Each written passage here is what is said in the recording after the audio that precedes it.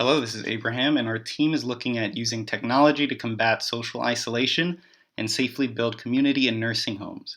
Now, a problem that we hope to address is that in the midst of COVID, there are uncertainties among our nursing home residents, and this has left them with increasing anxiety and depression, largely due to social isolation.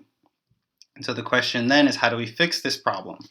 Well, the literature tells us that there are actual correlations between social isolation and levels of anxiety and depression in the elderly. And one way to address this is by actually looking at the fact that sizes of social networks are known to play a role in the mental health of the elderly. So, increasing social interaction will actually improve feelings of loneliness and will improve their overall mental health. Now, in the era of COVID 19, a safe way to implement this fact is by looking at platforms like Zoom and Facebook, which have emerged as safe ways to maintain contact with family and friends while still maintaining social distancing. And so, our proposal involves providing things like tablets and devices to our residents, which will help them circumvent the financial barriers associated with using these items. So, our actual intervention, the activities we are interested in providing are things like online cooking classes, mealtime chat rooms, online multiplayer games, bingo nights, things like that. And how we're actually going to measure the effectiveness of these things is by using the Beck Depression Inventory. And our residents will complete these surveys with the assistance of our colleagues in PT, OT, and nursing. And furthermore, our same colleagues in those fields would help us make sure that these residents can actually participate in these activities. Now, again, we are still in the era of COVID, so it is important to provide media updates on the current global status of the pandemic, in addition to the current PPE practices. And now these can be emailed through devices we provide.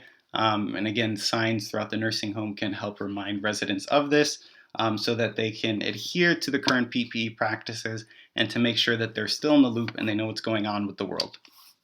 Now, how we are actually going to roll this out. So first and foremost, we need funding.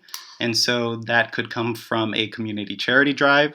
If residents are able to fund their own devices, that's another area it could come from. And we would like to advocate for health insurance companies to fund these personal devices for social connection as well. Now, in actually implementing these things, we will have to set up or expand our Wi-Fi capabilities in these facilities. Each resident will be provided a tablet that stays in their room with them. Each resident will be assessed for their interest and their abilities with their respective device. We can then bring in occupational therapists who have been appropriately screened with regards to COVID-19 that can instruct the residents on function with these tablets and also facilitate their level of function with these tablets. We would be using software that would have the bingo games, the knitting clubs, etc., and that would allow us to administer these programs in a scheduled format that would be controlled by an activities director or recreational staff.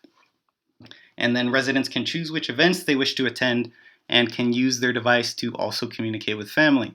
And then our evaluation is again using the Beck Depression Inventory and actually using that before and after the initiation of the plan, in addition to a survey of our own design that we can again implement before and after our plan.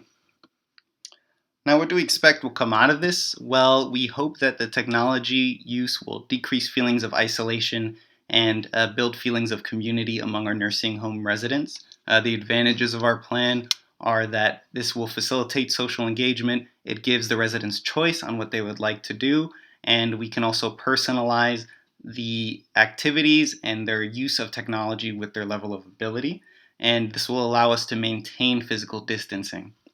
Now, the actual barriers to implementation here are the actual cost of the technology, and the residents may need assistance actually using this technology.